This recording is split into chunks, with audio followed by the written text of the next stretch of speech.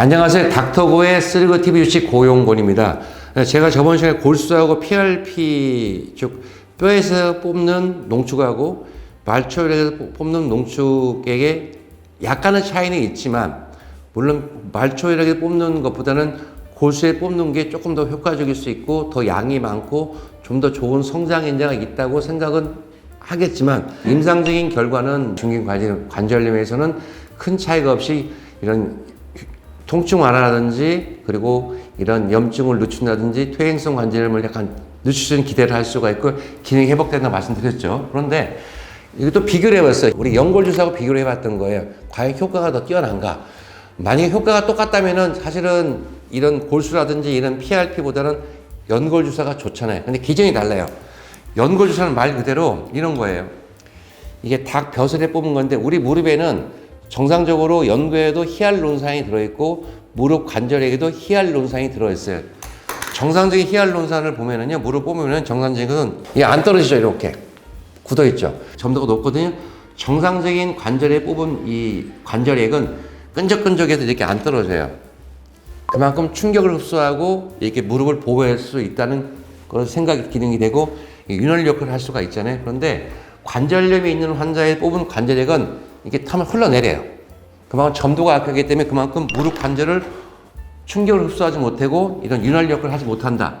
그래서 기하라는 게, 그러면 정상적인 관절에 있는 과 비슷한 이런 히알루론산 점도를 가지고 주사를 해보자는 게 이 연골주사의 시작이에요. 연골주사가 연골이 만들어지는 게 아니에요.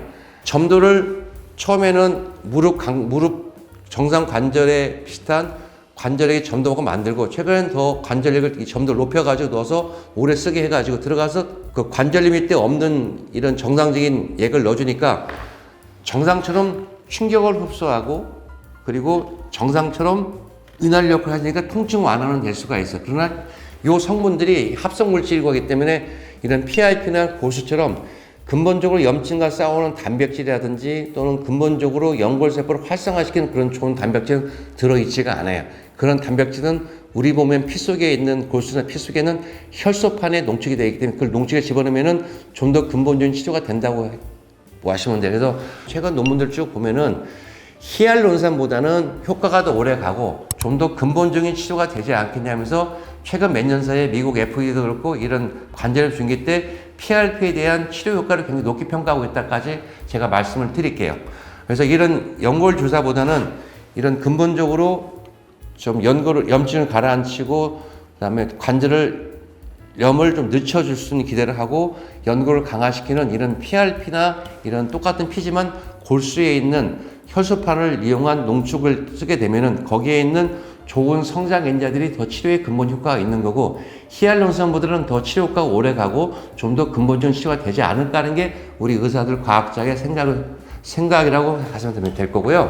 다음 시간 제가 이제 이 SBF를 약간 설명을 드리고 PRP를 어떻게 채취하고 어떻게 농축하고 어떻게 주사에 놓고 SBF 이런 것들 실제 수술증 일상에서 어떻게 채취하고 어떤 과정을 거치는지를 좀 브이로그 비슷하라고 하나 저는 잘 몰라요. 그리고 구독자분들이나 이런 분들이 저한테 요청하기를 이런 재생치료도 좋지만은 다른 것들 또 전문신 분들 십자인대라든지 또 연골판의 손상이라든지 이런 어떤 기전이 있는지, 또는 염증은 무엇인지, 또는 어깨 관절도 같은 기전을 하는 건지, 허리는 어떤지에 대해서, 또 인공관절의 최근 트렌드에 대해서 좀 더 많은 정보를 달라고 계속 요청을 하셔가지고 제가 중간중간 하면서 이런 새로운 정보들을 많이 제공해 드리도록 하겠습니다.